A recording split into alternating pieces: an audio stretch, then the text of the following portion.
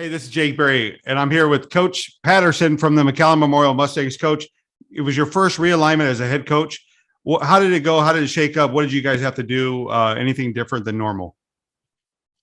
Well, I think going into it, I've been around for a little bit, and going into it, you think you have a sense of what really to expect, and just as is always the case, at most realignments, there's a little curveball thrown in with you, but I really thought we were going to end up going west to the Laredo district as well, but we were fortunate enough to stay in the valley, and we added Edinburgh Villa, PSJ North, Rio's coming back this way with us as well, with the two La Jolla schools, and I think overall it's going to be a very competitive district, and just looking forward to going out there and playing some of those teams.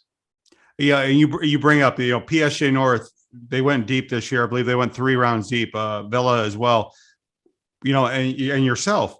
So you think about how well all three of you played. This district gets considerably harder because you're adding two powerhouses into the mix, and Rio's no slouch. Palmview and Waters Lincoln at times have really put together some tremendous teams, and then you have the McAllen schools that you always play. What do you think about this district? How much more competitive did it get? There's an old saying there that the most competitive district, the best district you're out there is the one you're in. And, I think that's pretty evident here. You kind of hit the nail on the head there. Just looking at the playoffs of this past season, and I know past season and new season, all that stuff, everything's kind of up in the air. But going back there, you do look at Edinburgh Villa, went to the third round. PSJ North went to the third round. We were fortunate enough to get to the third round. There are no slouches in there. Again, you talked about it also. Mackay's done a great job. Rose done a great job. You got Palmview, Waters Lincoln, Rio. It's going to be a meat grinder pretty much every week. And when you look at your team coming back, what do you guys have to do to really stay in that mix? Because with the districts getting harder, like what do you guys have to do? Well, I think we got to continue to hit the weights, hit our running stuff. We got to continue to adapt and get better at a couple of things here and there. But we got some holes that we're looking to fill, and just keep migrating the way we've been doing, and hopefully let things kind of take care of themselves. And again, just looking at the district, we know that there's no slouch in there at all. So really, we got to bring our A game from the get-go. I guess the last question I have is this: in the past, when you guys have really gone to realignment, you've had to hurry up and find teams to play.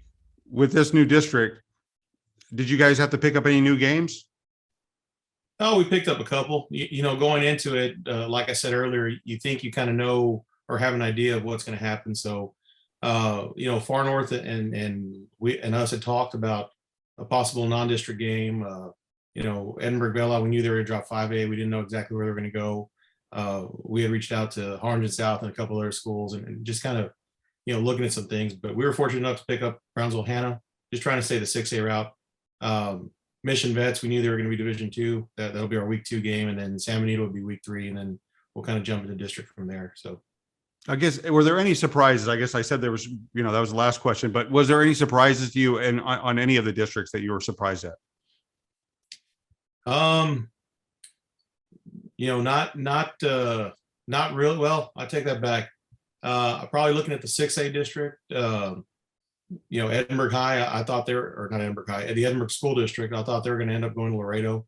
There were, I think it was 6 and 6 is what they went. The two divisions down here, not really studying that a whole lot, but I was really surprised that they gave us those two different districts there, and I'm really happy, glad that they're allowing the Valley to carry two districts in the 5A levels, the 6A levels, and whatnot. But other than that, everything seemed pretty good.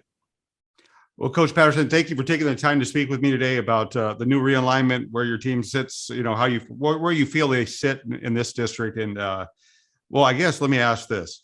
Do you think Memorial is a playoff team again? I know that everybody's going to want to know.